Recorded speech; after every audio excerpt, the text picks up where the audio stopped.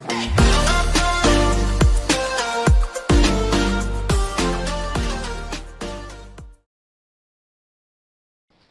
yang kita bahas sekarang adalah sistem komputer. Ada di sini ya, sistem komputer ya. Sistem komputer dibagi menjadi 3 komponen. Ada hardware, ada software, dan ada brainware di sebelah sini ya. Hardware adalah perangkat. Apa hardware? Perangkat keras, Pak. Iya, perangkat keras. Perangkat keras seperti apa? Meja itu perangkat keras bukan? Iya, Pak. Apakah meja membantu kerja komputer? Bisakah meja disebut dengan hardware? Bisa tidak? Enggak juga sih, Pak. Tidak, karena apa? Karena dia tidak membantu kerja dari komputer. Jadi hardware itu bukan, meja itu bukan hardware. Karena hardware di sini adalah perangkat yang membantu kerja dari komputer. Oke, kita ke hardware ya. Kita lihat.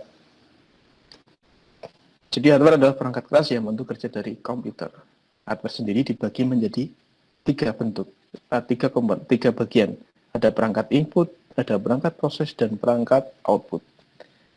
Kita ke masing-masing perangkatnya. Perangkat input, dia yang sifatnya memberikan inputan ke dalam komputer. Contohnya ada keyboard, ada mouse, dan ada scanner. Scanner ini input atau output sih sebenarnya?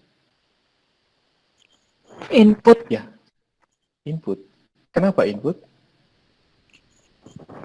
Karena kan dalam scan itu nanti bisa memasukkan data, Pak, ke Ya, dalam komputer. Jadi dia men-scan gambar kemudian memasukkannya ke dalam komputer. Jadi memang scanner adalah perangkat input. Oke, selanjutnya adalah perangkat proses.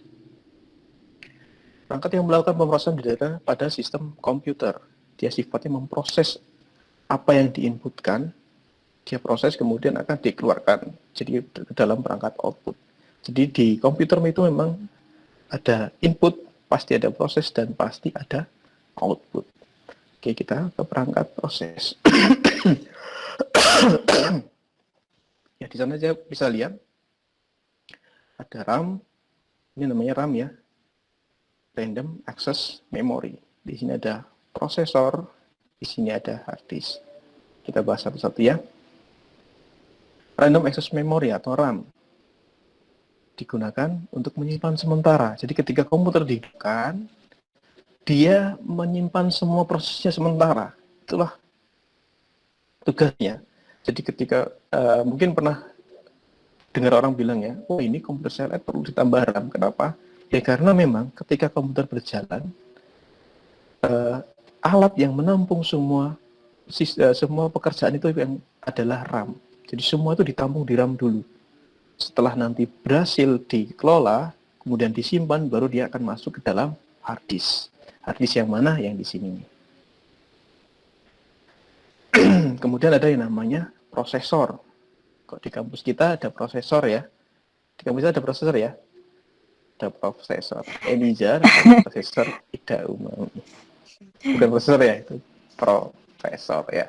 Ya prosesor itu ibaratnya seperti manusia. Prosesor adalah otak dari seorang manusia. Terus kenapa kok ada core-nya ya Pak ya? Saya dulu beli Core i3, sekarang dipakai kok lelet banget ya. Sekarang ada Core i7. Core itu ibaratnya adalah otaknya.